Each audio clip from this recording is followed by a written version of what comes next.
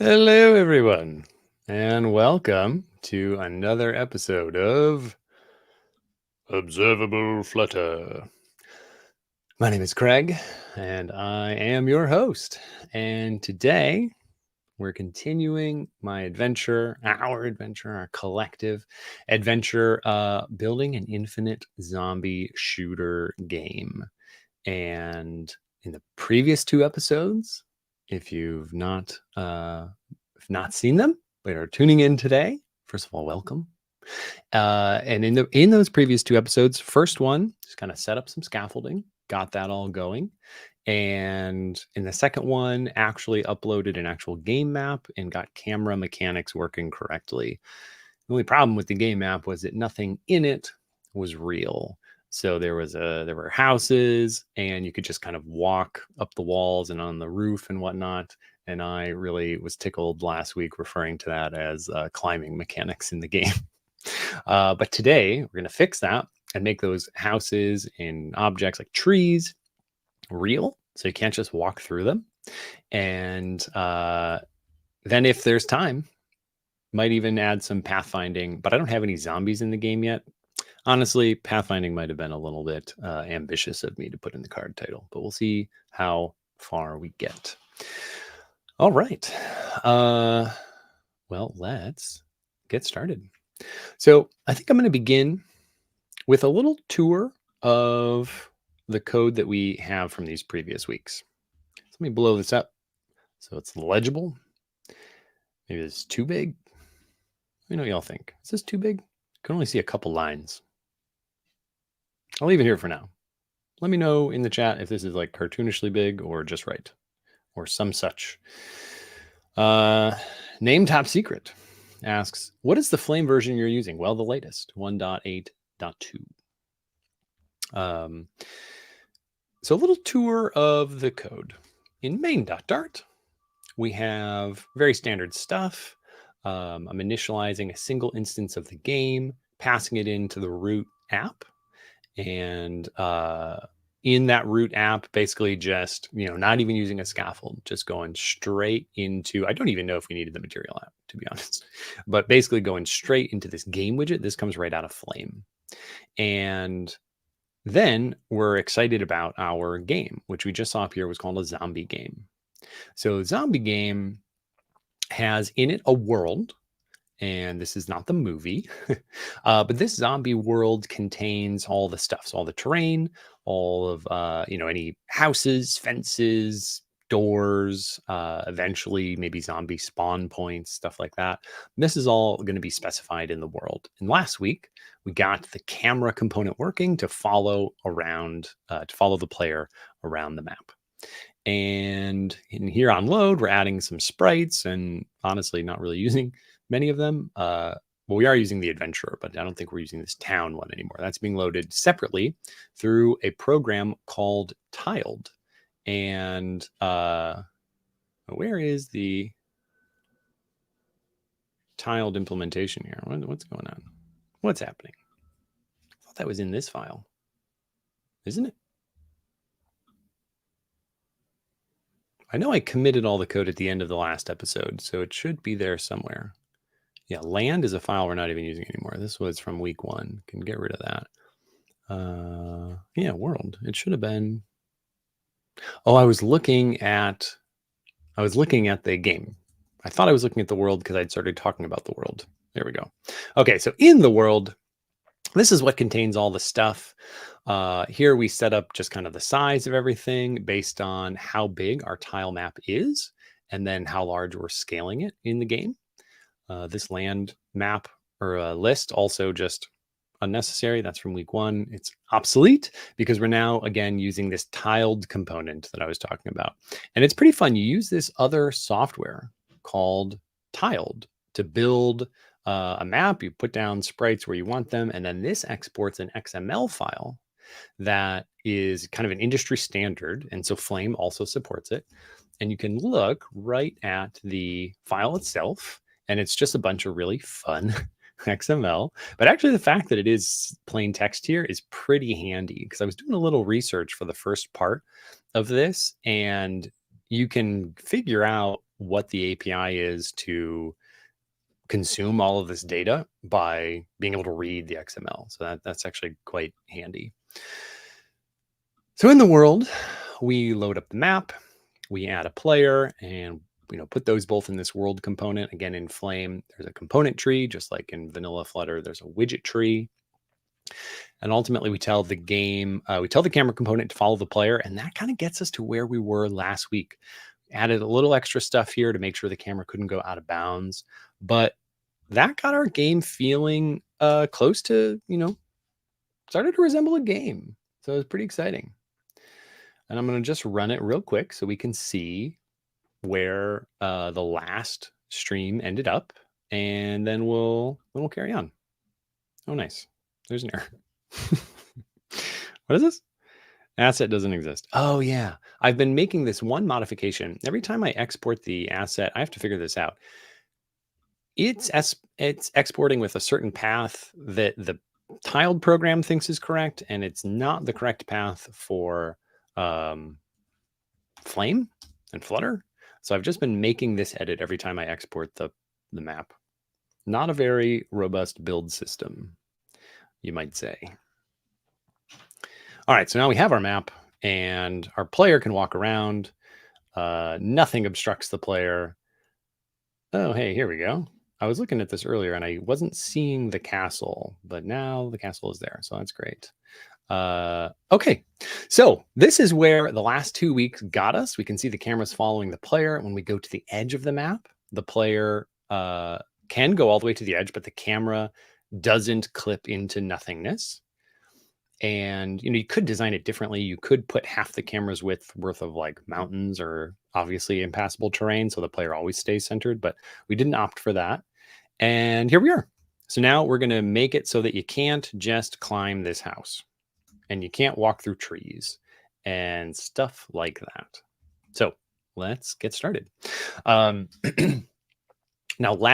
yesterday, I was doing a little prep for this, and because I knew I was going to have to read documentation and watch YouTube videos, maybe ended up just watching or just reading documentation, but that I didn't think that was going to make good television. So I did a little preparation to get myself set up on the hitboxes stuff. And so I've added in this tiled program an objects layer here. If you've not used tiled, then much of this jargon isn't going to make a lot of sense, but I learned it in a couple hours just by watching a YouTube series about it. So it's not too hard to get into.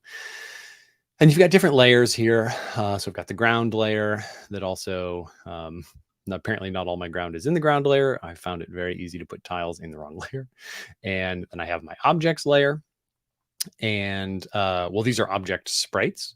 And then there's an actual objects layer. And this is for stuff. And here, this is where you designate certain spaces on the map and assign properties to them. So we can click on this object here, and I'll right click object properties. No, what do I want? There's how do I edit the object? Maybe we just add a new one if I can't figure out how to select it. Okay, I think it's selected now. No, it just wants to delete it. I am not going to lie. I do have a hard time with the menus. I'm not very good at navigating this. Where is the thing? What's going on? There's a way you can add like custom tags to these. I was doing this yesterday. UB asked, can I have the YouTube link or the title you watch to learn about the objects? Yeah, I will share that. It was really good. It's 7 years old, so it's a couple like the buttons have changed places, but it is still quite good. Also, by the way, at the end of every episode, I just commit whatever code I have done and push it to this repository, which is open, and there's a branch for every episode. So right now there's 2 branches other than main. Stream 1, stream 2, chapter 1, chapter 2. I forget what I call them. But yeah, this is where you can check all this stuff out. All right, we might just have to add a new object here because I'm failing to remember how to actually edit the darn thing and see its Yeah, the biggest learning curve in this app is just figuring out what buttons to click. Let's try to add a new object. That'll be good. So I added both of the existing ones as a polygon. So a polygon around the house, and then there's this little polygon at the base of the tree because I want the player to be able to walk behind the tree. So let's add a new one. I've got the polygon thing selected here. Nope, almost had it. All right, let's add another one around this tree, I guess. So basically just kind of click here, click, decide what space should the player not be able to walk in, or what space should be whatever we're worrying about right now. So I've added this polygon. Right now it means nothing, but here I can click object properties and not have the thing show up. It was showing up yesterday.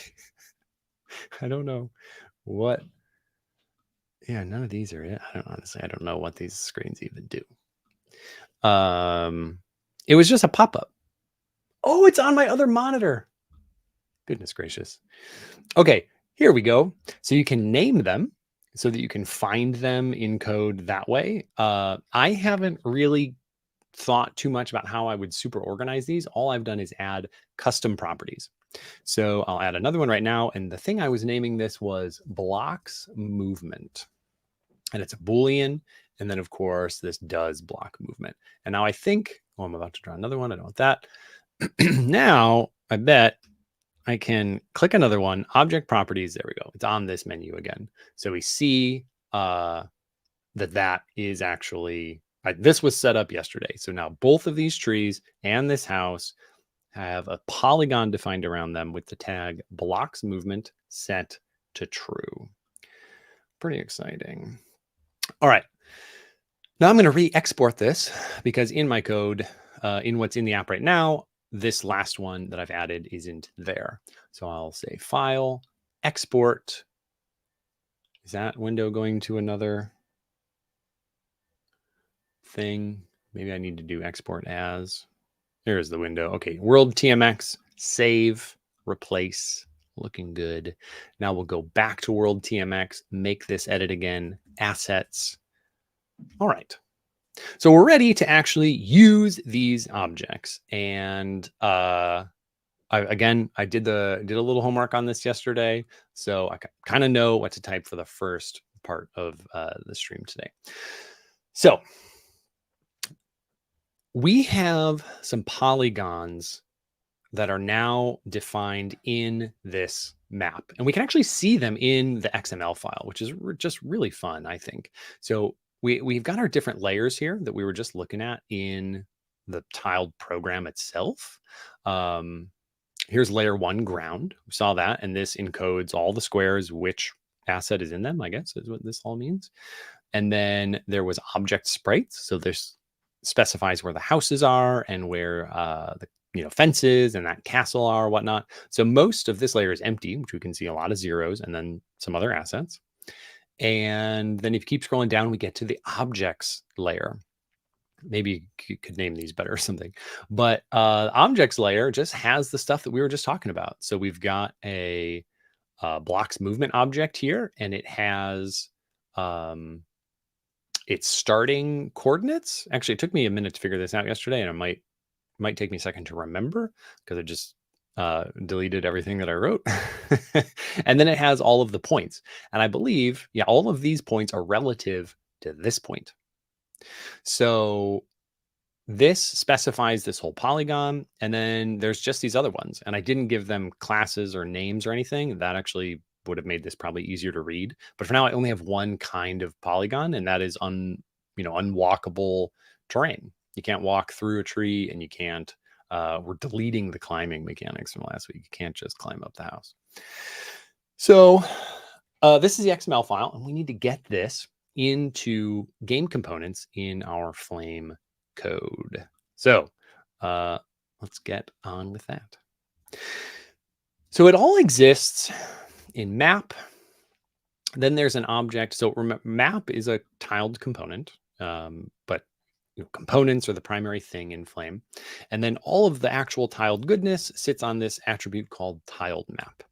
So in tiled map, we can see there's a whole bunch of different things, but we want to look at its, I think there's a get layer method. Yeah, get layer. What was it? Get layer. What were you called? Let's see, I already don't remember. Tiled component. Yeah, blah, blah, blah. I wonder if I read this in the documentation yesterday. Render. I should pull up some documentation. That's always really helpful. Okay, let's go here and flame tiled. And let's actually just read flame tiled. It's amazing how hard it is to remember what to type when it's not in front of you again.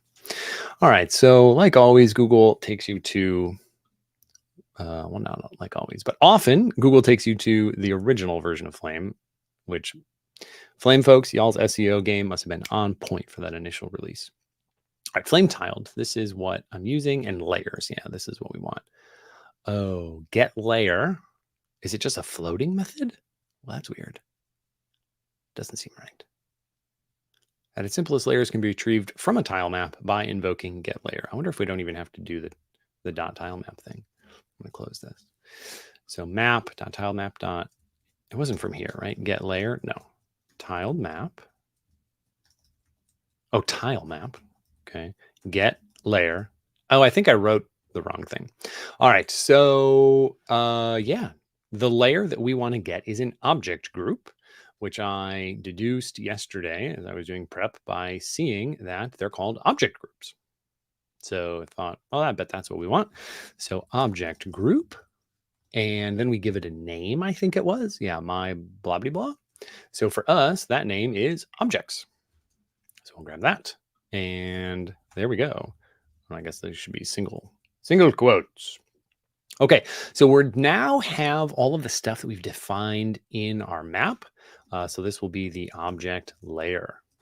Okay, and the type of this should be object group. Yeah, and it's nullable, but we know it's there. So I'm just going to put this bang to get rid of it. Okay, now object layer has an objects array. So we'll say for object in object layer.objects. And objects itself is a list of tiled object classes. So we can start to look at what is available on our object. Now here, there's a bunch of different things that this could be. And I've already explored different parameter types here. So is polygon, of course, is a Boolean, and it tells us whether or not this is a polygon. Polygon itself is a list of points that presumably is null or empty or something if this is in fact not a polygon. And then the other thing that we need is X and Y here. And X and Y are basically the global coordinates of our first point. So 0, 0 here, this first point, this is relative. It's 0 pixels to the X away and 0 Y pixels away from this point. And these are our global coordinates.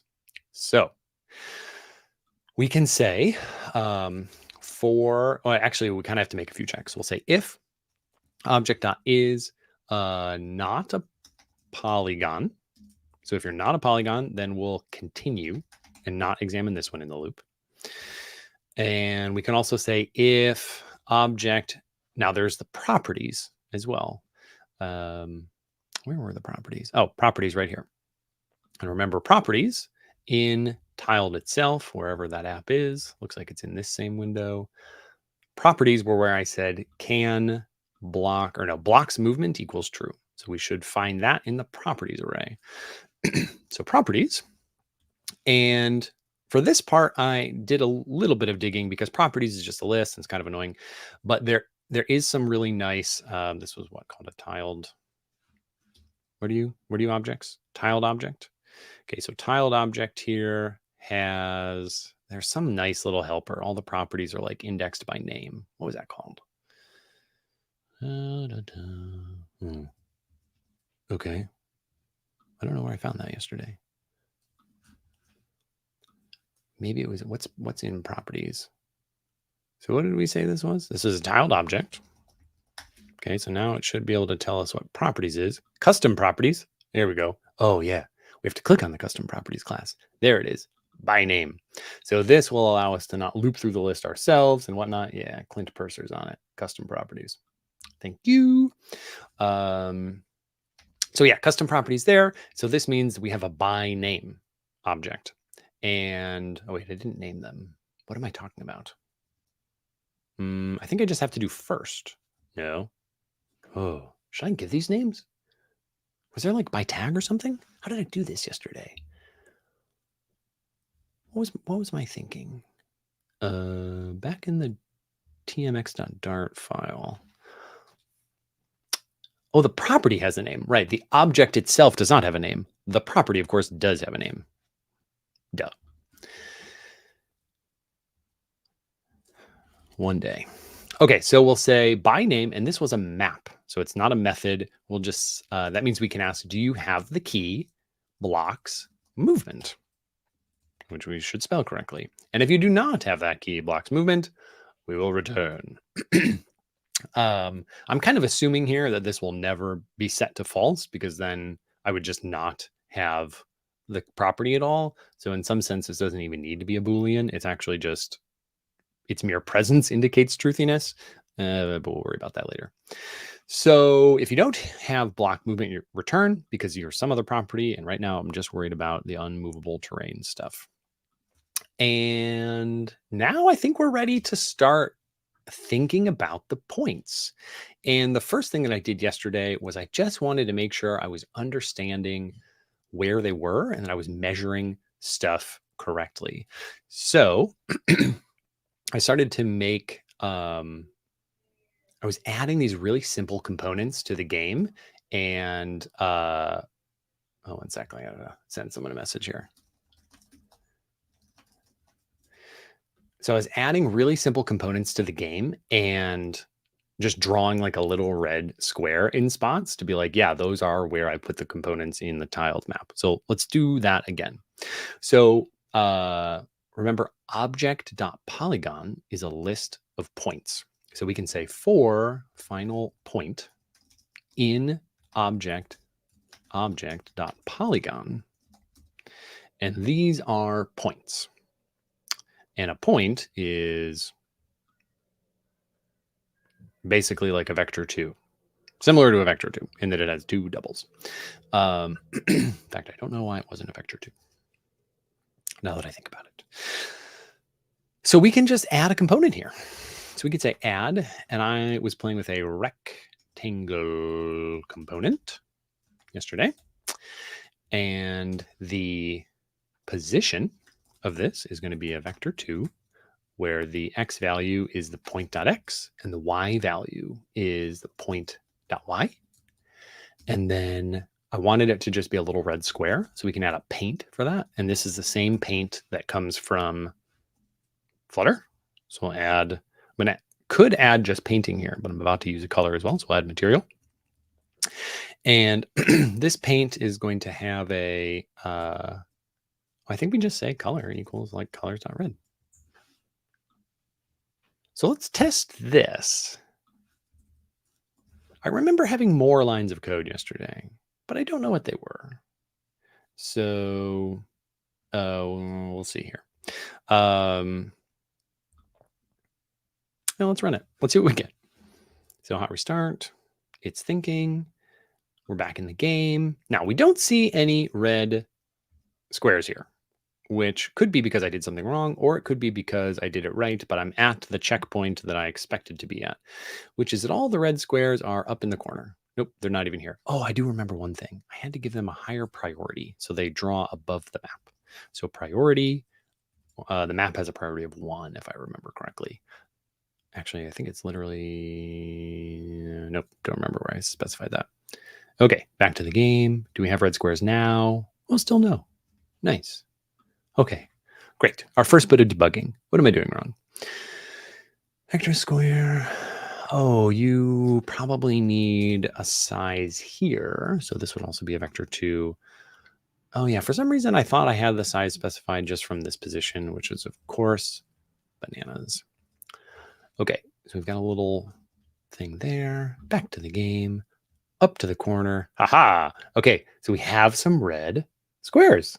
Clint, again, you are really paying attention. You've eaten your Wheaties this morning, and it shows. So we have our red squares. They're all in the wrong spot, though, which is a little annoying. So they're all 0 indexed, but that makes sense, remember? I mean, they're really shoved in the corner here. There's 2 problems that we have to solve to correctly position these in the game. And the first one is that we observed that the first point always said 0.0, but it was relative to the actual global coordinates. So we're not yet taking into account object.xy, and we have to do that. And that's one of 2 things that we have to do. So back to world.dart, our position here is now going to have to be plus object.x, and for the y value, it's plus object.y. And now if we reload, it will still be wrong, but it'll be less wrong.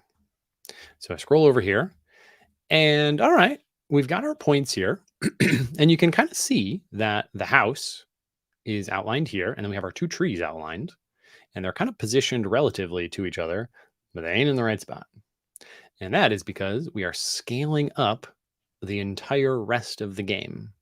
And there was a file we set called constants, and there's 3 important values in here right now. One is the tile size. This is the actual physical amount of pixels in the tiles that we're using. And then the other one is how big we want them to actually look on the screen. So here, everything is just being blown up times 4. But the tiled program doesn't know about that. And so that means that this file has no idea that all of these values should be multiplied by 4. So we'll go back to world.dart and multiply all of these things by the world, what is it called? World scale constant. So times world scale.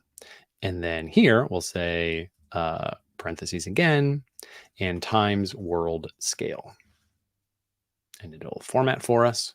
And now when I restart, we should have red dots on all the corners. Except they're still kind of not right, because you can see they're just like all offset. But that is a matter of their anchor. And now I'm remembering why I had more lines yesterday. So by default, Flame positions things, things have however much size they have, but then their position is like 1 coordinate. So that, of course, begs the question, well, where in the object should the coordinate be? And by default, it puts that in the upper left. And you can specify that via the anchor property. So if we say anchor here is anchor.center, which is kind of the type of anchor that makes the most sense for my brain. And I was certainly clicking on the center of things when I did that. When I drew these polygons in tiled, we can see that all of the polygons kind of go back into place. These 2 are nicely on the corner here, and we're drawing stuff. Now, these polygons don't mean anything yet. Of course, the existence of these red squares will not prevent us. They will not disable our climbing mechanics just yet. The climbing API is still alive and well. So now things already they get more fun. And I implemented this one way yesterday with hitboxes. But as I was thinking about it last night and this morning while I was walking my dog, I had another idea, and I don't even think we need hitboxes. And I want to talk through why. So if you've made games before, you probably are familiar with hitboxes. If not, then quick crash course. A hitbox is basically an amount of space around something that can be used to measure whether or not this object is colliding with something else. So if we had a hitbox around this house and a hitbox around this person, we can measure, whether or not they contain any of the same pixels. And if they are, we can activate some collision logic. This is great for like shooters and whatnot, where If you're playing like Space Invader, you want to know when your laser collides with an enemy or when their shots collide with the player, right? And when that happens, you blow up the enemy or you take some health away from the player or whatnot. But movement is different. Imagine I had a hitbox here and I walked onto the house. And so the hitbox, the collision detection detected a collision and it calls a method on either the player or the house. And it's just like, hey, by the way, you're colliding with this other thing. So the player gets its, on collision start method called in the house. The house's hitbox is passed into that method. But what good does that do me here? Because I've already walked in some unwalkable terrain. So I've already gone in an illegal space. And what I would have to do in that logic is like eject myself. You'd have to move the player back. And what I really want to do is prevent the player from ever walking into the place, ever walking onto illegal terrain in the first place. And so I don't think we even need to use hitboxes here, but we do need to add more components and check for those components. So this is what I cooked up some version of this yesterday, and then I'm going to try to do maybe a more streamlined version of it now. So we know that these are polygons. All of these points, in object.polygon, these constitute specific enclosed polygons. I've got some stuff in chat here. Let's see. Why not position it randomly on the map? Billy Boo Boy, Billy You Boy. Why not position it randomly in the map, excluding popping on the objects such as house, trees, etc.? Can you say more about what you mean by position it? What's it? I'm curious what you're thinking here, Billy You Boy. Billy Boy? Billy Boy. So we need to have polygons registered with the flame component tree, just like we've now registered all of these individual rectangles. So let's, instead of adding these rectangles, let's start to store a list of vertices. So I'm just going to grab the way we got this point. We'll say here, final vertices equals a list of vector 2s. And I'm not going to add these rectangles anymore. I'm going to instead say vertices dot add this point. Okay, so now we are building up the information that we need to add an actual polygon to the game. So after, where is it? Yeah, so after this loop, this is where we would add a polygon component. And now I'm freelancing, I'm improvising off the homework that I did yesterday. I presume there is a polygon component. Great. I knew there was a polygon hitbox. That's what I used yesterday. Okay, so this has an extremely similar signature to the polygon hitbox, which is great. So we need to give it its vertices. I don't remember if it's important to give it its position or size. Those feel mutually exclusive. I don't actually understand how that would work. But anyway, we're just going to pass in the vertices. And there's one thing I really want to point out. In the polygon component. Oh, actually, no. I read this in the polygon hitbox. Nope, it's here as well. Cool. So the polygon hitbox and the polygon component have this really interesting note. Always define your polygon in a counterclockwise fashion in the screen coordinate system. And you know what? I actually think I forgot to do that. Oh no, I did luckily define this in a counterclockwise fashion. I'm remembering how I drew these blocks. But I also defined these two yesterday in a counterclockwise fashion. So I have not dug into the logic of what breaks if you don't do this, but you have to do it. Oh, you were talking about the red squares. Okay. So you said, why not position the red squares randomly in the map, excluding popping on the objects such as house, trees, etc.? So I think I may have under communicated about what the purpose of the red squares were. I just wanted to make sure I was going to be able to correctly translate what I defined. Oh, I keep thinking tiled is on that other screen. Maybe I should just put it there. I wanted to make sure I was going to be able to correctly translate all of these points to actual stuff in code. So I just wanted to draw them to make sure that they were in the right spot. But if you have another idea or you think I'm still kind of overlooking something interesting, let me know. So we've added a component here. Now this component is, this is completely meaningless. If we rerun the game now, the fact that that component exists, nothing's going to show up anymore. The red dots are gone, and we're obviously still able to walk around. But this is where I had my ideas. So let's add a new file. Why did I save this as untitled1? So let's actually call this unwalkable terrain dot, or no, I guess it's a component. Unwalkable component dot dart. And this will, we need a cursor down here. Also, let's just add to the barrel file real quick. Yeah, components dot dart. So we'll need unwalkable component. All right, class unwalkable component extends.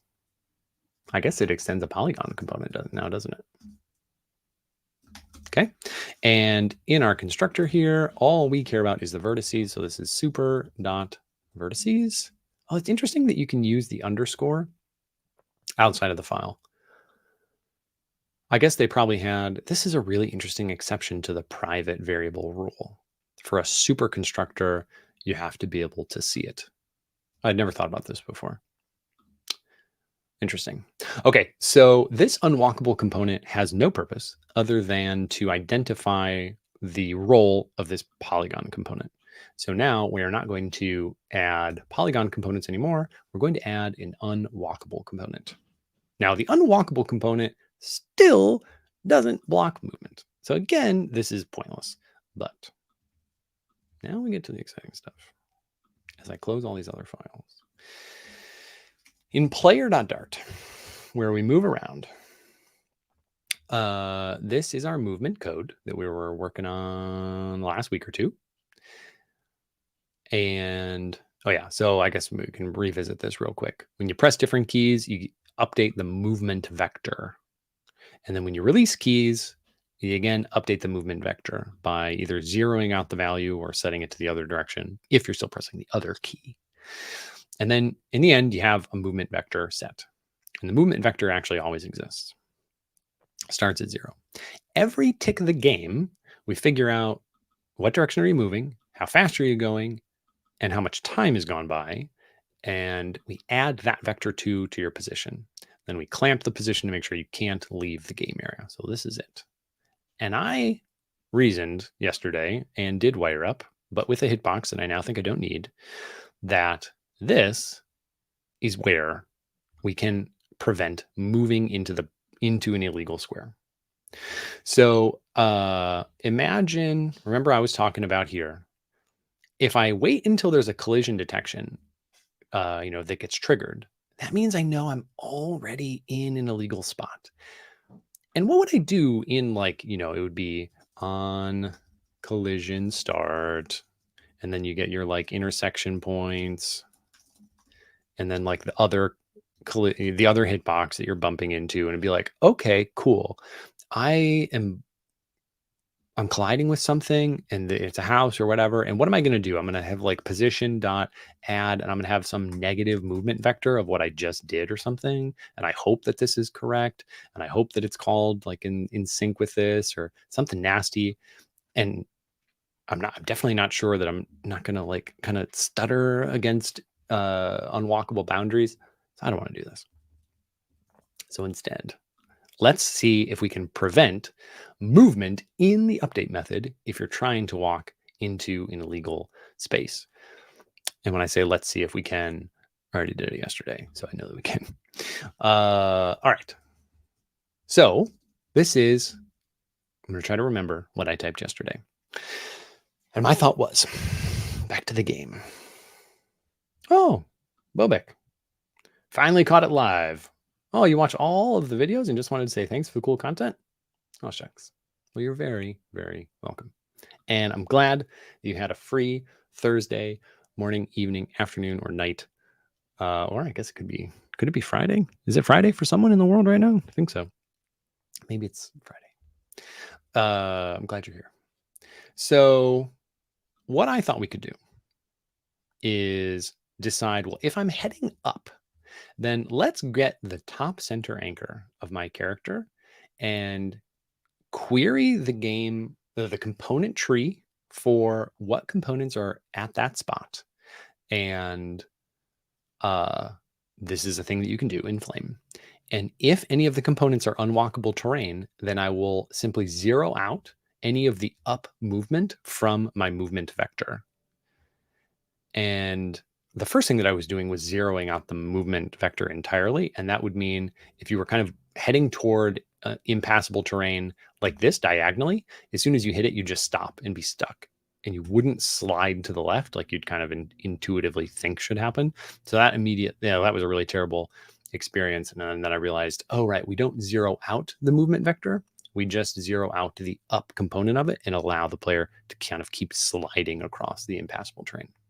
So this is just what we're going to implement. And I think it's going to work. So we'll say if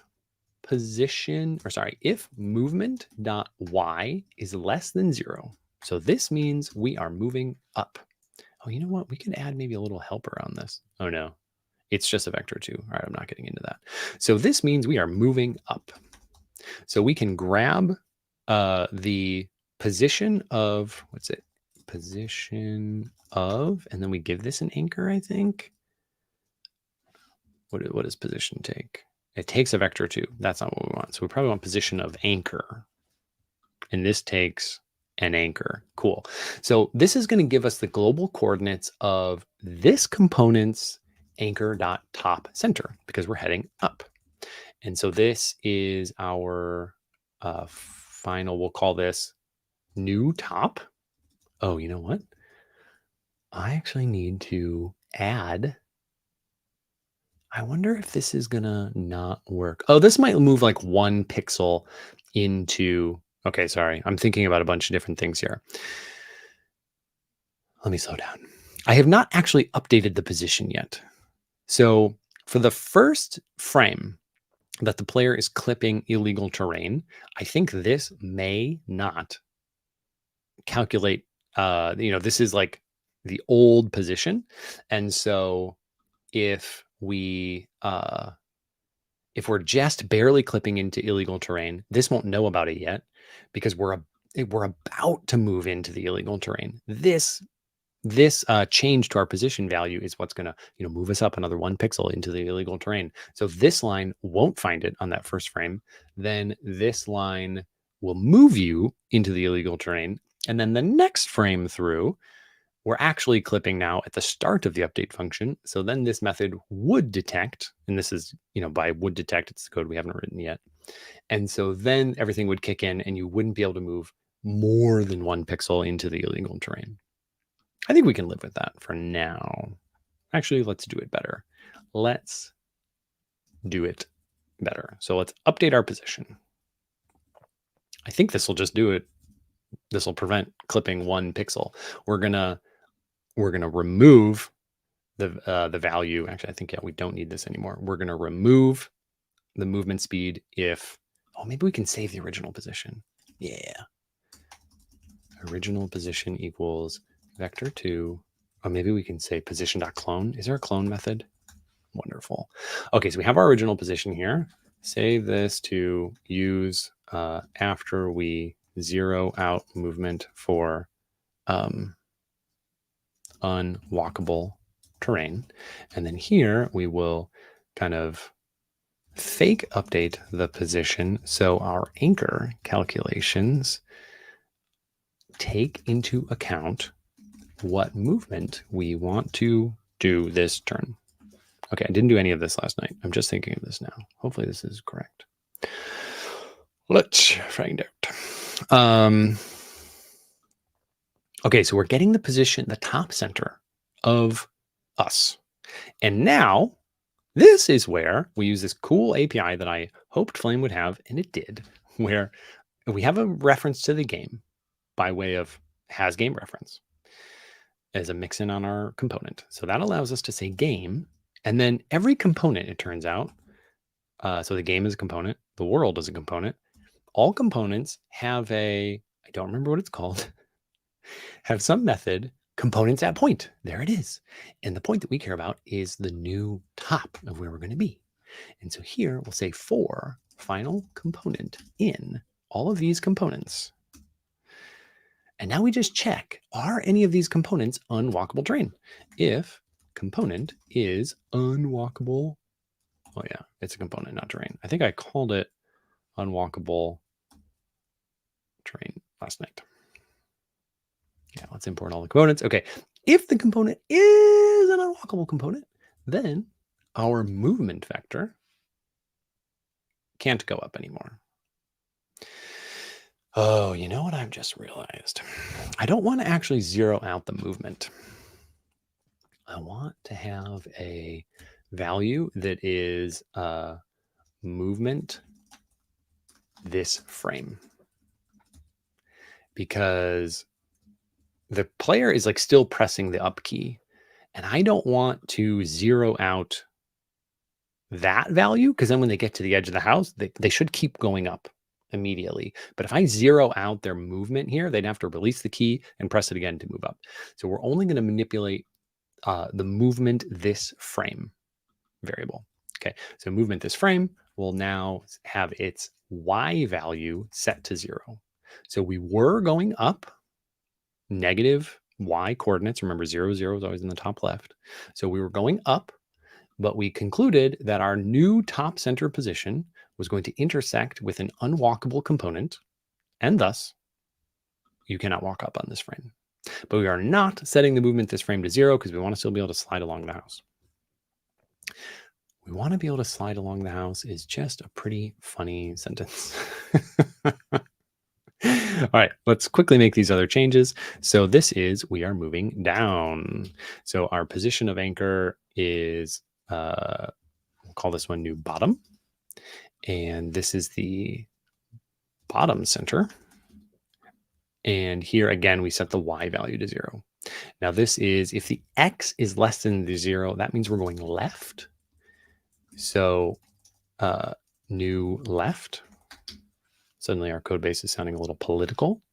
Center left is the new left. And here we'll just set the x value to 0. And x is greater than 0. That means we're moving right. New right. That's not how you spell right, though it doesn't actually matter. You could put ASDF here. Center right. And we set our x value to 0. Then for our last thing, we'll say that position equals original position plus movement this frame. I think this is going to work.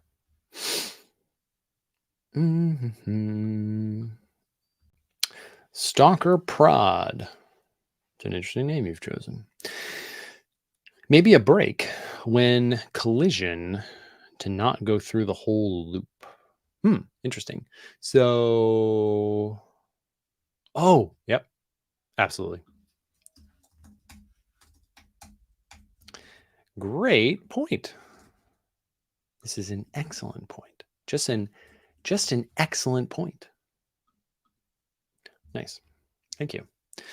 All right. I'm pressing Command S on Chrome. It's like, do you want to save StreamYard.com? I do not. I'm continuing to press the wrong buttons. All right. Restarting. Switching to the game. Let's see. Can we move into this spot? We can't. Look at this. Can't enter over here. Can't enter from the bottom. We just cannot enter. And the tree. We should, blocked on the tree. Try to enter from this side, from the left. Cannot enter. But we can go around the tree. Have not yet programmed a way to have the person be rendered behind the tree here. That's going to be important for any amount of realism. And you can kind of play with the hitboxes and make sure, here is like it's kind of unrealistic that the person can't come closer than this, right? This hitbox actually isn't great. Like, why can't you even get up to the door? So let's actually just fix that right now. Let's go look at our, no, please stop. Actually, I don't know. I don't know if I'm good at editing tiles. Oh, here we go. We're editing objects here. Let's bring this hitbox up to like here. And same. And like, see if it's good. File, export. Maybe I don't need to do the export as world.tmx. Did you get the change? You did. All right. That means it was exported. Restart. All right. The game is going again. And I don't, maybe that was high enough, maybe not. But you can kind of see how cool it is to build your game world not purely in code, which is how I would have always done it in the past. Yeah, anyway. All right. We have added hitboxes. And now we can think about pathfinding. And pathfinding is going to be really quite a bear, I think. So this I've done no prep on, but I have thought about while walking my dog. And that is some form of prep. Obviously, for pathfinding, we're going to use a conventional pathfinding algorithm like Dijkstra's or, of course, actually A star. And, oh, Clint has another idea. Let's do it because I skimmed it and I like this idea. If you enable debug mode in your Flame game, you can see the borders around the components. Nice for debugging this kind of stuff. Yeah, I've never actually done that, but I've read about it many times. Debug. Is it on the game? Is that where we do it? In your Flame game. Yeah, this is, oh, yeah, of course it would have to go into the super constructor. Doesn't look like it's there. Is it just a property that we set as opposed to pass through the debug? Nope, nothing. All right, Clint, I want to do this. Oh, set it on load. Okay, it will do that. Yeah. Debug mode. There we go. True. Restart. Oh, interesting. Why is it only on the player? Huh. Clint, why is it only on the player? Oh, that's our only but these are also components. Maybe it's positioned components. It's probably positioned components because these other ones are, I guess, not positioned components. I don't know how the flame tiled extension is positioning them, but they seem to not be positioned components. Anyway, yeah, this is cool. I'm just going to leave this on for basically ever. It also is suggesting that we may want to like trim the image because there's a lot of empty space here, or do something about that. Okay. Pathfinding. So if you've done pathfinding before, then this little crash course in how pathfinding works won't be very exciting. If you've not done pathfinding before, then this crash course in how pathfinding works might be confusing. Anyway, pathfinding is done through a graph, right? It's a set of nodes that can connect to some other nodes, but not all other nodes. And this is how pathfinding works in games. It's how pathfinding works in navigation software. Obviously, the nodes are like corners on the streets, and the connections are the streets. And so pathfinding is a way, pretty clever algorithms. I once tried to write a pathfinding algorithm myself and just like, I had never researched it or didn't know how they worked and tried to reason about it myself. I was not successful. And then I looked up A star and was like, oh, I wasn't close. I'll just use this. But if I'm remembering how A star works correctly, it starts at your destination and starts to crawl through the graph, through the nodes, back to your origin, and it's like keeping track of weights and how close it is for one node to get to the next node. it's like you've got your destination node. So all the nodes around that have a weight to get to it of like 1. Let's say all the terrain has the same weight. So there's a weight of 1 from all of those, and then you kind of crawl out from those, and the weight from the next line of nodes says, well, to get back a layer, that's an additional 1 step. So my weight, I guess, is 2. It's your weight plus my weight to you. How long does it take for me to get to you? And you've already calculated how long it takes from you to get to the end goal. And so you just kind of scan all the nodes like this. And then once you get to the player, then you'll have, and you can kind of scan exhaustively, because you could miss a shortcut, maybe.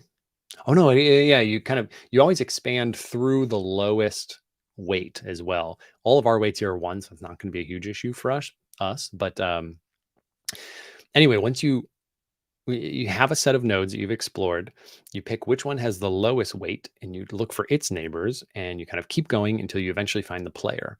And then the player is going to have nodes around it, and it will just walk into the one with the lowest weight, and then it walks into the next one with the lowest weight, and it walks into the next one with the lowest weight, and it eventually keeps going until it finds the player, or it finds the target. So for us, that's going to ultimately be a zombie that's going to be heat seeking the player. Now, I was talking about this graph, and this is the component, or this is the aspect of pathfinding that I'm not really familiar with in games, because we don't have an obvious graph. You could say every single pixel in this game is a node in the graph, and that would be a graph. But that is probably not a very performant way to calculate pathfinding, because our world is bigger than it needs to be.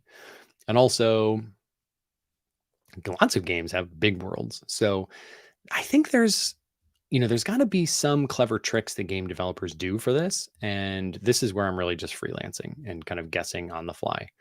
But what I presume makes sense to do is pick a granularity, and I guess playtest different granularities. So we have all these different tiles, right? If we go back to the tiled map, we can see the tiles better. We have all these different land tiles coming together to make our game. Well, what if we said, oh, Randall, what do you got? Maybe weighted vectors toward vertices. Yeah, I think so. Randall, brainstorm with me here, and anyone else. The question is, where are the vertices in this game? Where are the nodes in this world? What I'm thinking, and I'm open to better ideas, because I'm certain there are better ideas out there, but I'm thinking we could say, all right, for each square like this, in actual pixels of like the asset files, they're 16 by 16 pixels. So the maximum amount of nodes in our graph, our pathfinding graph, that we could have in every single square is whatever 16 times 16 is, or 256. But like, oh my gosh, that's so many across this whole thing. So we can't do that. That's wild. The minimum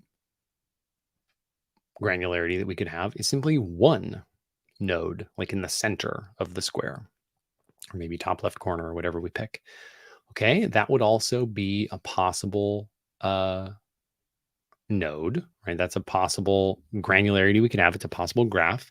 But then our players are going to move in really weird ways. Like, they're going to go, if you're here and you kind of can't go through this spot, maybe, we moved the hitbox so you could, but let's say you still couldn't, all the zombies would just kind of like maybe be taking these really staggered steps, and they're not going to move fluidly. It's not going to feel natural in this game. Everyone's going to be kind of moving in really regimented ways. So we don't want 1 node in our pathfinding graph per game square.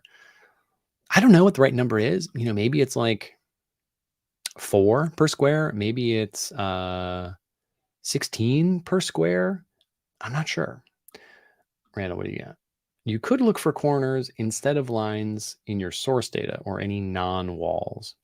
Yeah, so I feel like that would be a very, if we could do that correctly, that would definitely be an elegant solution. And one thing that I was imagining as I was walking my dog, let's say I'm going to add some more. Oh no, I don't have them added to this.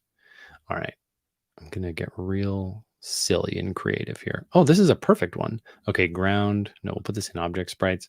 Okay, so we've got an arrow here. So this is the target. This is where you're trying to get to. And there's nothing here that really represents a player. So I'm just going to be whatever this thing is. So this is a zombie. Okay. And this is a player. This is the target the zombie is seeking. If we had pathfinding at like 4x4 intervals, it would kind of say something like, maybe there's like 4 nodes per block. We could have, it would kind of like go to the middle here, then it might go up here, then it might go here, then it might go here, then it might go here, and it starts walking over like this. And it would be, again, still regimented. You'd see the zombie taking a bunch of 90-degree turns, which is just not going to be satisfying. But what you could do is say, how many turns, like how many of your steps have the same trajectory, and then actually just skip and like make that your first point. So we're actually going to see here, if our first thing is like up and to the left and then up and to the left again, and then up and to the left again, we'd say, well, don't go up and then don't go to the left and up and to the left again. Just actually, now that algorithm is going to be really tricky to implement. I'm definitely not going to be able to do it in the next hour.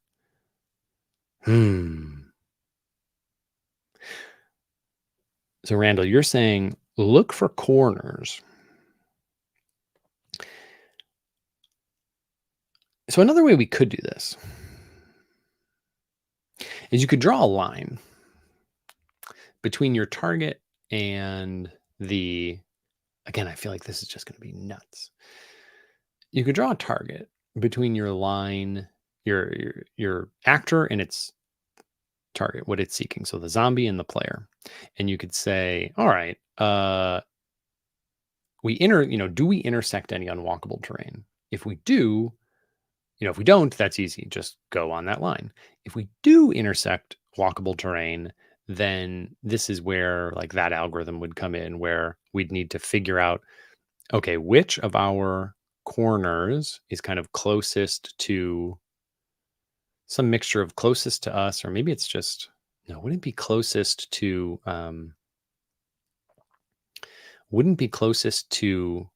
the target, because that would of course involve just cutting through again. Maybe we'd say closest to the target that doesn't involve any more intersections, right? So this doesn't involve any more. If the zombie gets here, going to this point doesn't involve any more intersections. So that's cool. But this point, which also involves no more intersections, doesn't, it's closer to the target. So we'd actually say the algorithm could be draw a line from the zombie to the player. Oh no, we clipped on unwalkable terrain. Okay, how far can we get? We get here. Now figure out all of the nodes, which one is closest to the target, but has the least, has no clips, doesn't take us back into the unwalkable terrain. And then what we'd actually do is we don't even walk to this spot and then cut over, right? We start here, we do this whole calculation, we figure out this corner, and we just walk to that corner. Is that what you're saying?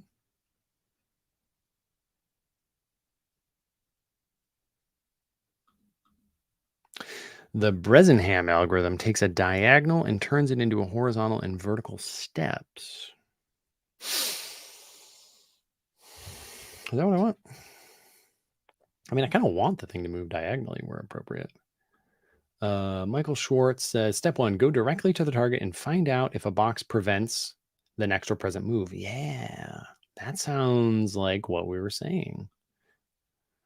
So we draw a line from the target to the player, and then we would calculate intersections, which I hope there is an algorithm for in flame. And then, yeah, we look at all those points and figure out which one is closest to the player, but getting to that point doesn't involve intersecting the polygon again. And we actually just walk to that point as our first step. I think it's reasonable. Should we try it?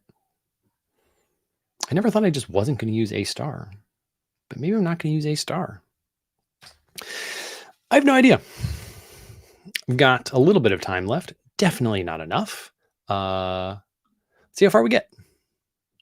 This is going to be fun. So the question that we need to know, I don't even have a zombie. Oh boy. Not a good start. I will add, we got to add a zombie. Okay, here we go. Let's go to Finder. And in characters, there is a zombie. I wonder if this is already in that asset that I made. All right, zombie cheer. That's what we're going to go with. That's pretty fun. Oh, cheer 2? Whew, what a festive little zombie here. Okay, anyway. Cheer 1, that's what we're going with. Assets? Yeah, we had this generator here. Cheer. So adventurer. Do we have zombie? Yeah, zombie poses cheer 1. Here we go. Great. So this asset, this is also from episode 1. I just used the asset gen package. I think that's what it was called. Pubspec.yaml. What do we have here? Assets gen. Really good. Love it. Okay, in our game, this is where we load all the things. So let's load assets. So we're going to cache our zombie pose 1 again. And now we need a new character. Did I just put player in components? That's interesting. Anyway, whatever. Zombie.art. And I'm going to copy some code out of player. What do I need here for my constructor? It's a sprite component for sure. So this is a zombie. Please leave. Okay, great. You're gonna take a position and a size and an anchor and a priority. So I'm gonna grab all this. And you are the zombie. And you take a position instead. So it's required this dot position. Nope, super dot position. And we have to import sprite component. So this stops yelling at us. So we don't need to do this anymore. And I'll keep this size, keep this anchor, keep the priority. Looks great. Oh, this is closed. All right, there we go. We've got a zombie. And now I think back in our world, we can add our first zombie.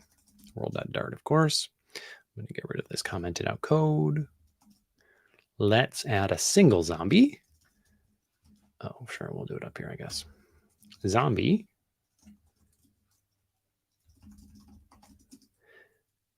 Oh, yeah, probably need to make this like an actual instance variable and not just local to this method.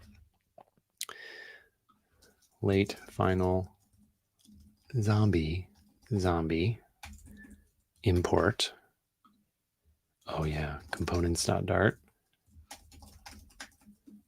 This is the one I want. Let's add zombie.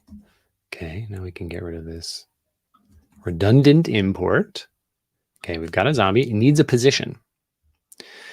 So I'm going to change the positions to what I just drew here. So our player is going to go in this spot. That's it's 1, 2, 3, 4, 5, 6, 7, 8, 9, 10, and 2 down. So where does the player, that was in the player's thing, yeah. So you're now 10 and 2. I don't know if we need the 0.5 stuff. We seemed to before, so I'll leave it. Okay. And then for the zombie, so that was 10, 11, 12, 13, 14, 15, 16, and 2, 3, 4, 5, 6. Okay. I don't remember what numbers I just said. Where's the world? Where's the world? Where's the zombie in the world? Oh, I'm in the wrong file. Here we go. Okay, so position is going to be a vector 2. And how did I do that in the player? I should have a convenience constructor for this. Yeah, it's like all of this shenanigans that we need. So this was 16 and 5, something like that. All right, I don't know. Let's start. Do we have a zombie? Player's on the house. Zombie doesn't exist, but that's probably because I need to build properly. We also see that the player can, I guess needs to be 9. All right, so I have to rebuild, I think, because of the new asset or something. Oh my goodness. Harshit, you don't know how lucky you are with the person below you in chat. So can I ask a question regarding ad mobs and monetization of the application? I'm stuck and can't seem to find any solution for it on the internet or Stack Overflow or any other place. And your question has been seen by ex AdMob DevRel, now Flutter DevRel, Andrew Brogdon himself.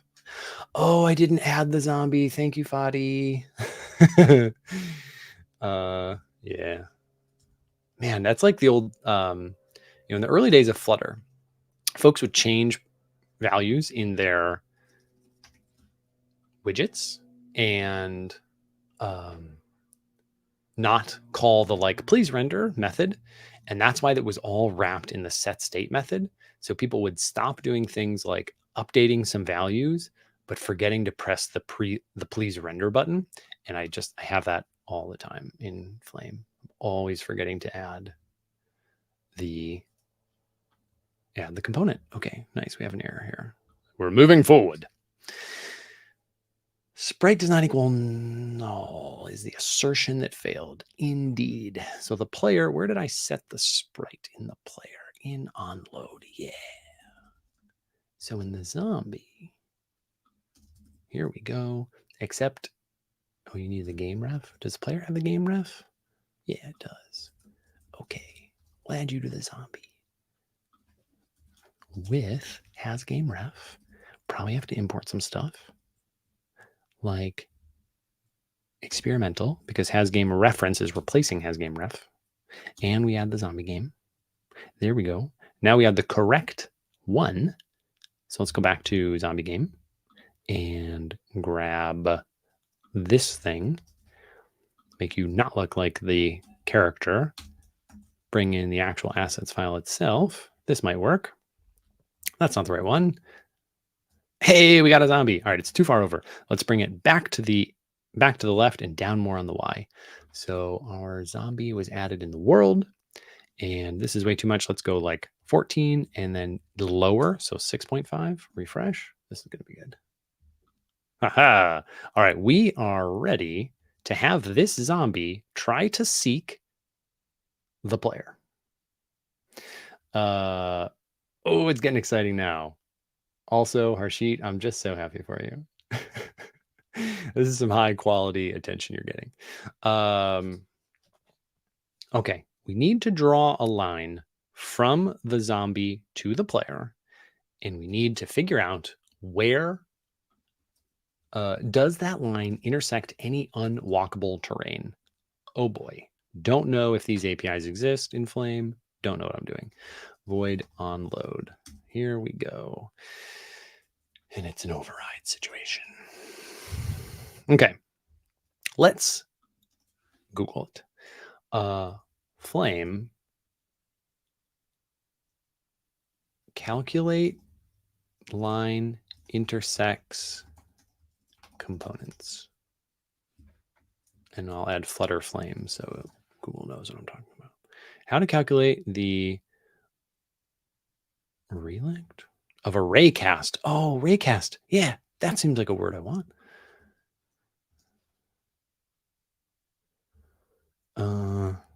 Clint, you are right.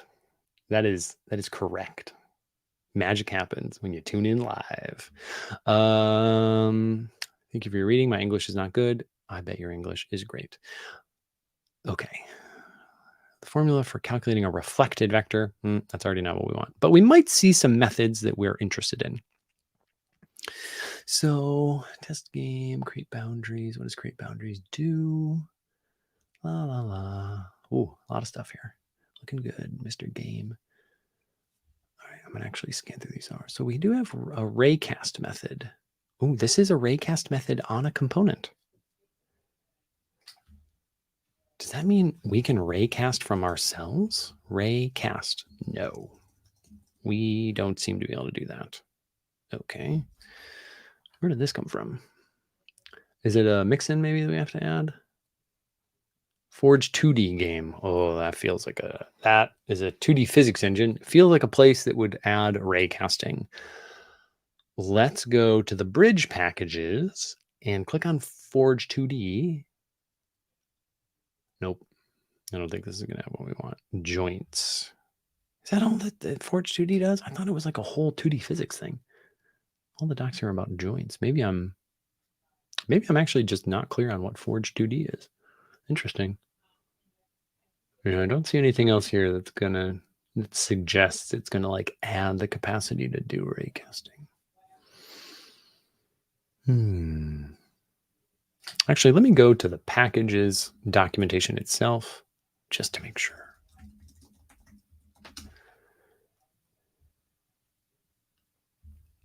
Forge 2D. This is basically the same page I was just on. All right. Oh, the publisher is Flame Engine, so I don't know if we're going to have any extra docs here. More docs can be found where we just were. All right. All right. We're back to, let's just look at the API ourselves. Let's look at like, what can components, I'm re-adding onload. That's really smart of me. All right. Zombie, I think it's going to be, probably in position component. Let's see what we got here. This is probably where position of anchor was, right? And then, where does the components at? How did I query? How did I do that? How did we figure out when we were clipping the house? That was done in the player's update method. So in the player update method, I said, just components at point. Yeah. So the question would be like components in line or something. Absolute position of anchor to local, absolute to local, position of anchor, a lot of anchor logic here. Very stable. Angle 2.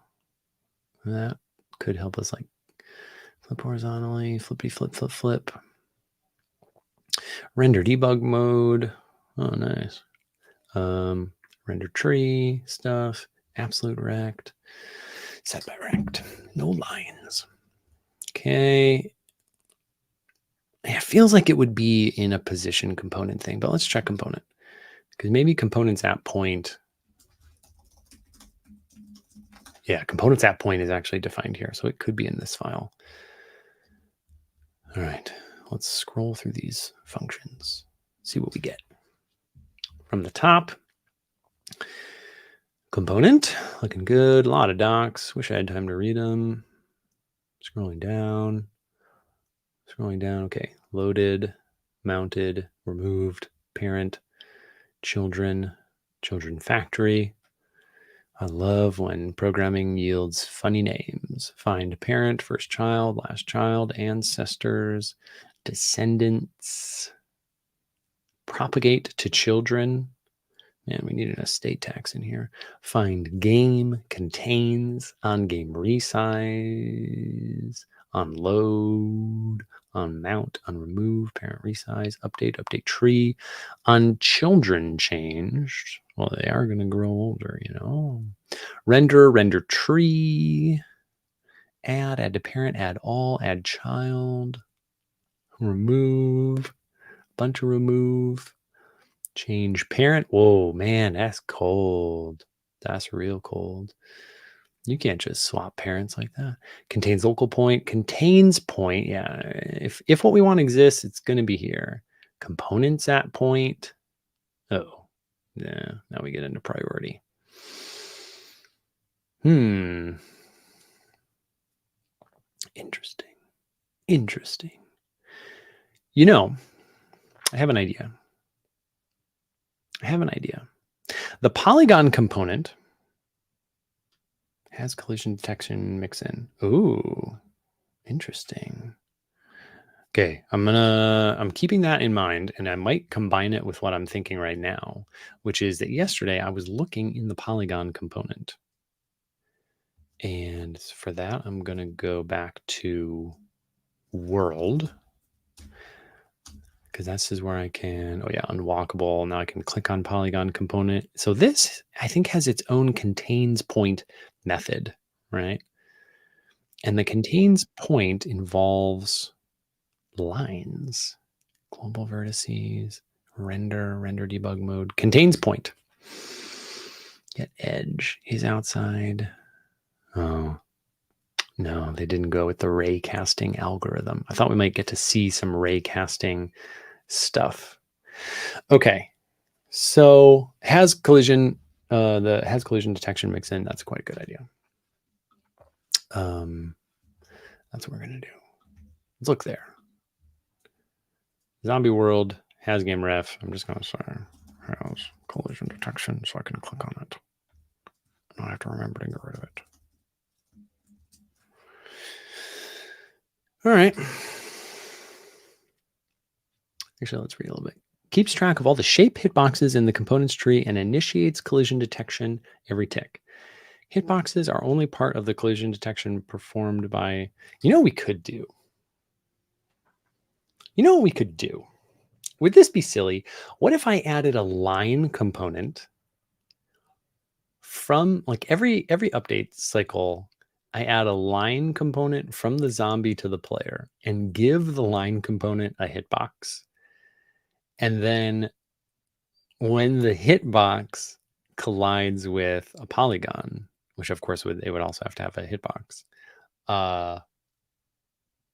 then we would change our navigation. Is that silly? I don't know. You can experiment with non-standard collision detection, such as has quad tree collision detection. Sometimes bring better performance, but it's not guaranteed. Okay. This mixin is useful. So has generic collision detection. Oh, wow. There's not a lot here. So we need the other mixins. Let's look at shape hitbox. All right. So this implements hitbox. Oh, mixin. Okay. What are we in here? In the shape hitbox class. What other things are here? Collision pass through. Is that like for tunneling? Collision callbacks, collision detection. Collision detection. Add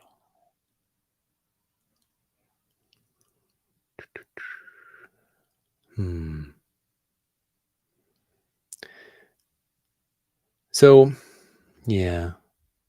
I mean, another thing we could do. Oh, what? Moderator. Why? Can we unmoderate Andrew, please? Andrew is helping out. Oh no, Andrew, did you lose what you typed? Ah, that's so painful. And the messages are gone? They're not even there? Oh no. Moderator, can you unhide any messages? Is that a thing? I don't know if it's gonna work. What we could do is we could cache. There's no way this is going to happen in this episode. The rest of this episode may just be planning how we're going to handle collision detection and then implementing it, maybe a tiny bit of it. But let's think about this. Every time we add one of these unwalkable terrains, we know all of its points. So we could cache a list. We could kind of cache all the vertices, right? And then I can look up an algorithm for calculating if two lines intersect, because I definitely don't know it off the top of my head. And then every time the zombie wants to move, we could draw a line from it to the player And we just loop over all those vertices ourselves and run the check to see if they overlap. If they do, we'll cache them in such a way that it tells us we can immediately find which unwalkable terrain we have clipped, and then we'll run that check. That's what we're going to do. That's it. Great. Okay, so I'm closing a bunch of stuff, going back to the world.dart file, and yeah, this is what we're going to do. So every single point, we're going to add the last point, right? So we'll have point, last point, and it's nullable. And at the end of this, we say point equals, this is the next point. I don't know if this is going to work. I think it's going to work. I'm fairly confident it's going to work. Point, next point goes here.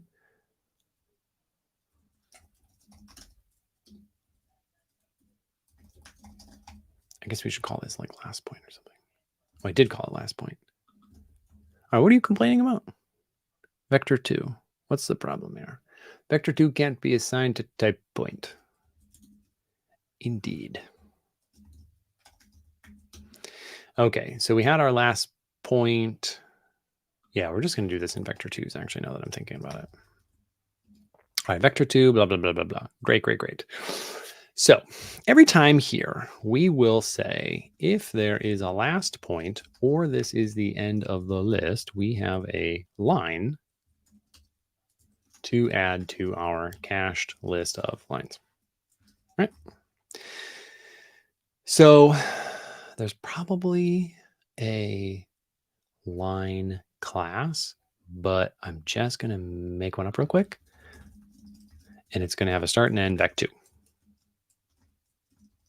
So final start vector 2 and final. Oh, that's not how you write code.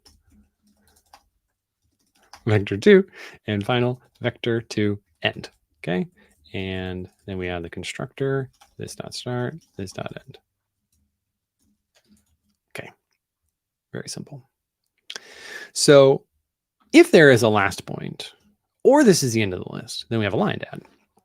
So, we need a list of lines. We don't need this list of land anymore. So this will be final list. This is unwalkable component edges. And that's going to be a list of lines. Okay. Now we add. So this says lines.add, and the line is different points depending on what's up. So if we are in,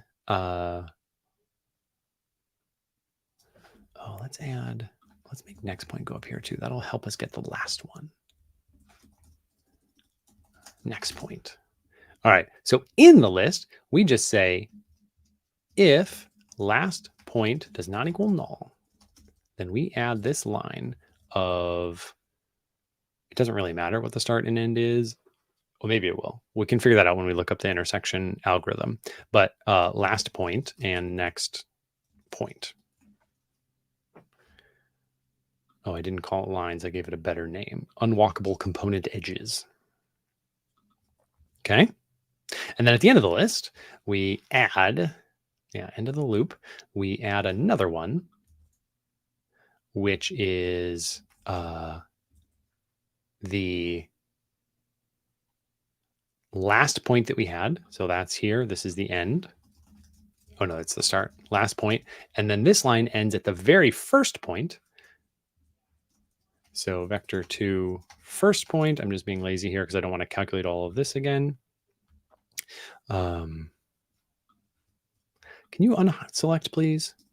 So the first point is going to be assigned only if it's null to next point. So the first point will be saved there, and then this will allow us to add the first point. And I have to call add, and you have to be a line, of course. What's the problem with you? Oh, these are nullable, but they're good to go. All right, so we have the lines. Dr. Draco says, can you show the performance of this game? Well, I can show walking around. I don't have an FPS overlay, though I do think Flame supports such a thing. There's not a lot going on right now, so the performance is stellar. You'd be very impressed.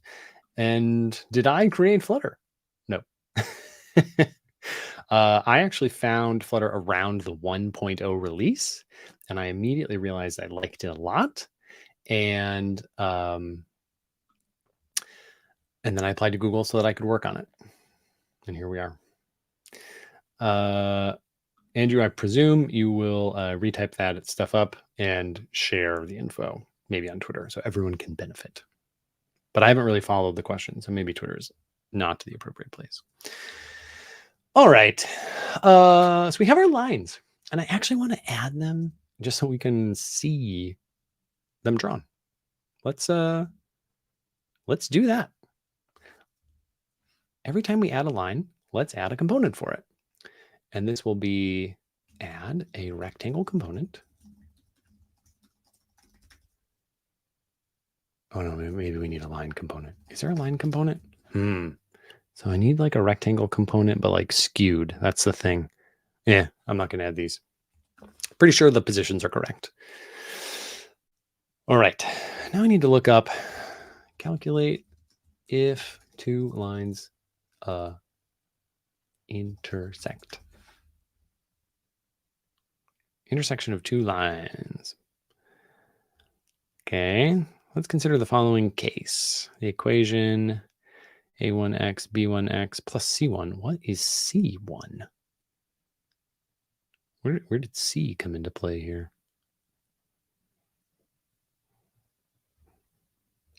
I don't see a c. What is c? a2x plus b2y. What is c? Does anyone know what c is? Does anyone know how to math? I don't know how to math. Let's consider the following, blah, blah, blah, evaluate the point intersecting, solving two simultaneous linear equations. Let the equations of the two lines be written in general form. So yeah, I mean, they're the same, but we've got 1 and 2 in each of these. Now let the intersection point XO thus be... Wow, I'm really just not following this. Plus, I have no idea what C is. Am I missing something? It doesn't say what C is. I don't think this is the tutorial for me. Let's look at another one. Is Bard? Oh, Bard's not joining the party here. Bard? Where is old Bardy?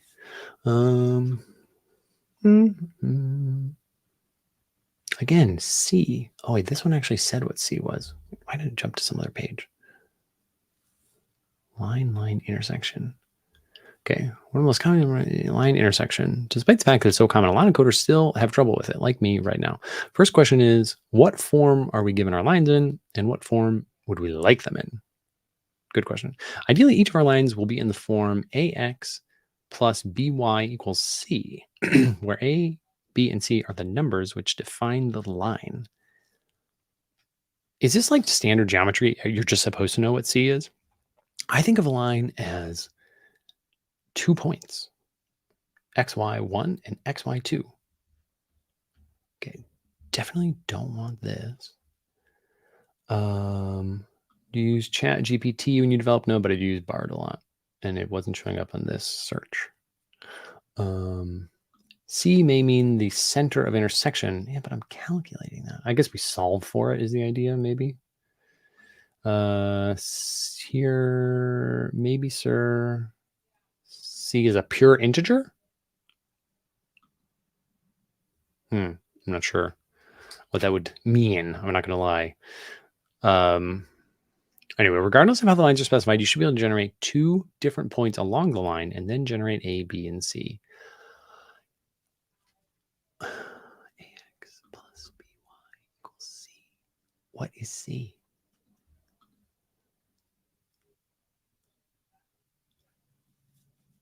Huh. Yeah, I don't know.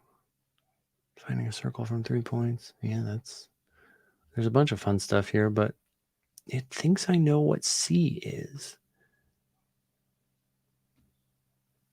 So the only Bard tool that I use is an internal one. I don't actually know where to find Bard publicly. Maybe I'll just Google that. How ask Bard a question. Oh, see, this is what I wanted. Why didn't you pop up when I was asking about intersecting lines? Use Bard on Android. No, I just want to use it on Chrome. This is really funny. I don't know where to find Bard because I always use the internal one. Do any of you use Bard? No. So it's just a constant. Okay, great. And I guess we're solving for it or something. What is the constant? Okay, someone else is continuing to help here. For example, 3x plus 2y plus 7 equals 10, where we want to find the x and y value.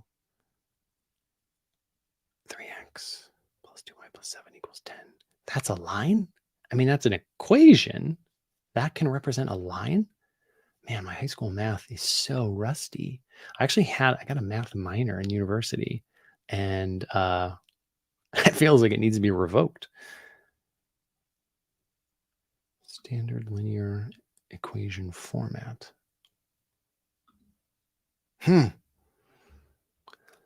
the Google app on your phone, tap the chat icon. How to ask Bard a question on Chrome. Where do I go to ask Bard a question? Try Bard. Here we go. Yeah. This is what I want. I use the internal one. Then I don't. Where's the link, man? Sign up to try Bard. Bard.google.com. Is that literally it? Oh my goodness. Oh, this is the internal one. Can't show it. There was no new UI there. It just gives different answers. It's the next release. All right, so we can't ask Bard because I guess I could ask Bard on my personal.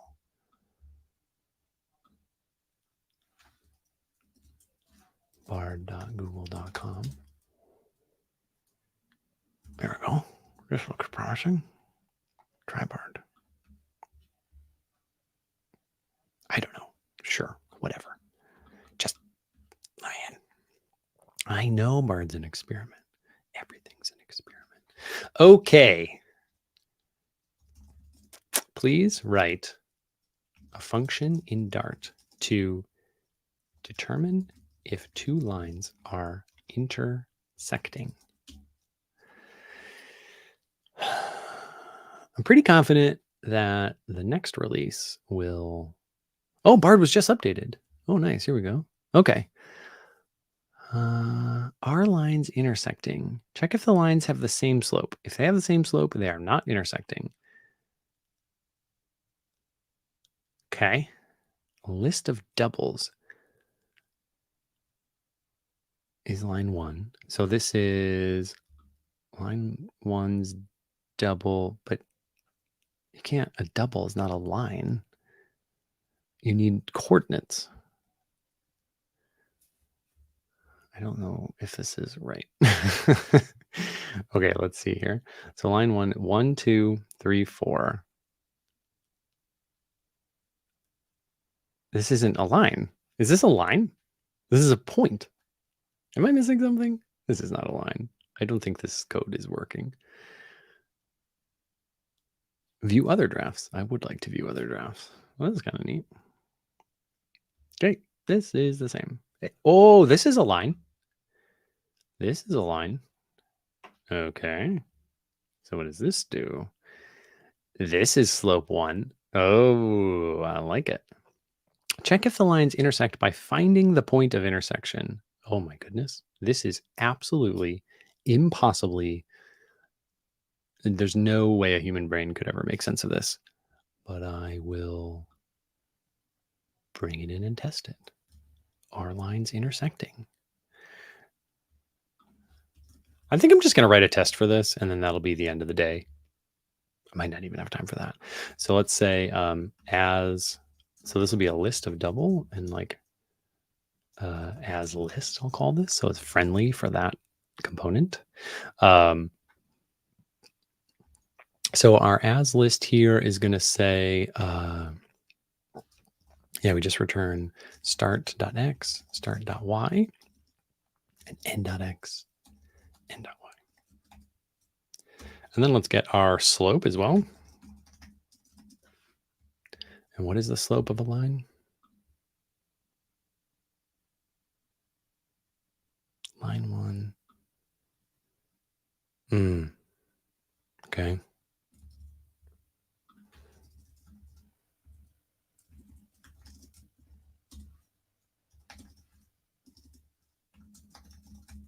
This is real lazy of me.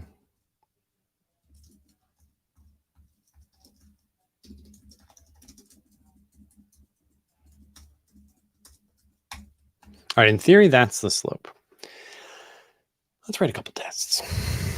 It's gonna have to be finished next week. So components, lib, test. Let's call this line test.dart. Import package test.dart. Why does that not let me? Package test doesn't exist. Do I not have it in my postspec? Flutter dev dependencies, Flutter test. Oh, right. This is Flutter, not Dart. Flutter test. All right, here we go. We're going to import the game itself.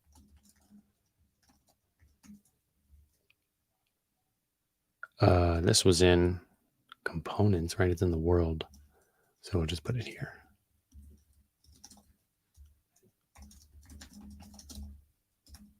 Okay, here we go. We need to find out if this line class works. Line slope should test return 0 for, we can't, for flat line.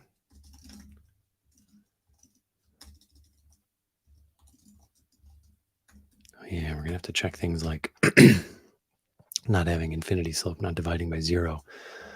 Pretty sure there's no divide by 0 check here. All right. Return 0 for a flat line. So we should say just expect a line of, let's have it start at like 1, 0. So this is a vector 2 of 1, 0.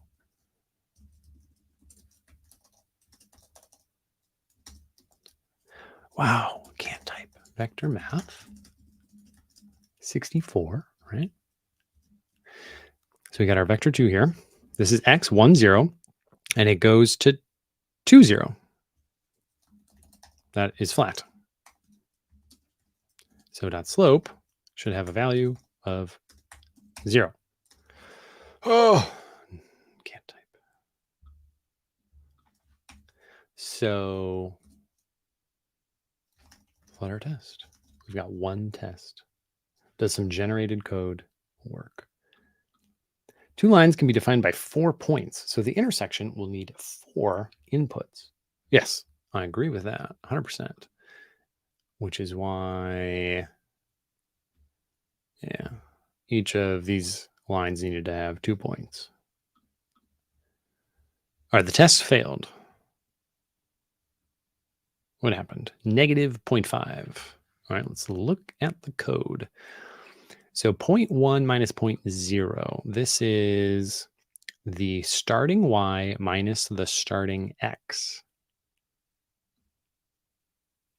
Oh, no, this needs to be 3 and 2, right? Yep. Okay, let's try it again.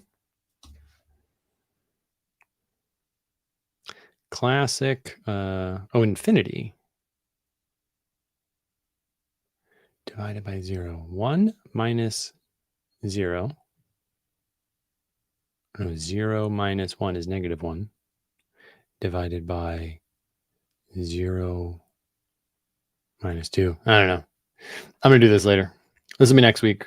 Actually, it might be a guest next week. I'm not sure. But, folks, pathfinding is proving to be very interesting and involves a lot of geometry that I am not good at. But I think we have a good strategy. I'm actually pretty excited. I'm going to do more homework before getting into this next time. I'm pretty excited about this fundamental strategy of draw a line from a zombie to a player. This log represents a zombie because they have a similar IQ. And the target, of course, represents the player because the player will be the zombie's target. So the draw a line from the player or from the zombie to the player. Check out, does that line intersect any edges of unwalkable terrain? If it does, just visualizing this, I think the correct next part of the algorithm will be find the corner of the unwalkable terrain that is reaching from this spot that we're currently calculating. Reaching is does not add any more intersections and is closest to the target of all such edges. So the two, the line from the zombie to the player is going to intersect here. Of course, we have to go back through the unwalkable terrain to get to this one, this one, this one, and this one. So this algorithm would produce these two as the eligible corners to track. And then this one is, of course, closest. So we're not even going to have the zombie walk to this square and then go over. We'll just skip straight to having this be the first target for the zombie to get to. Once it gets here, it's going to run the same algorithm the whole time. Once it gets to this corner, assuming the player hasn't left, then the same algorithm will continue. It will draw a line to the player and it will finally just it will not intersect any unwalkable terrain. And so the zombie will be able to go straight. I feel like that seems right. Oh, someone is also telling the actual line, the actual thing for slope. That's great. So y1 minus y2. Y1 is, so now using these points just feels silly. So y1 is n.y minus start.y. And this is over x. So n.x minus start.x. Thank you. -1. Do I know how to think of lines? This is sitting at 1 on x and 0 on y. So it's on the x-axis. And the next one is 2 on x and also 0 on y. So still on the x-axis. Shouldn't that have a slope of 0? Right. n.y minus start.y. n.x start.x. And that, this looks familiar. Y. So n.y is 0 minus start.y is 0. So this is 0 over some value. 0 over -1.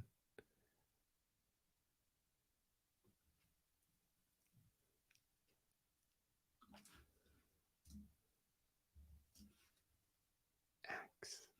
I don't know. I'm going to do it later. It feels like it should have worked. Can't you debug the numbers? I seem to not be able to. All right, everyone.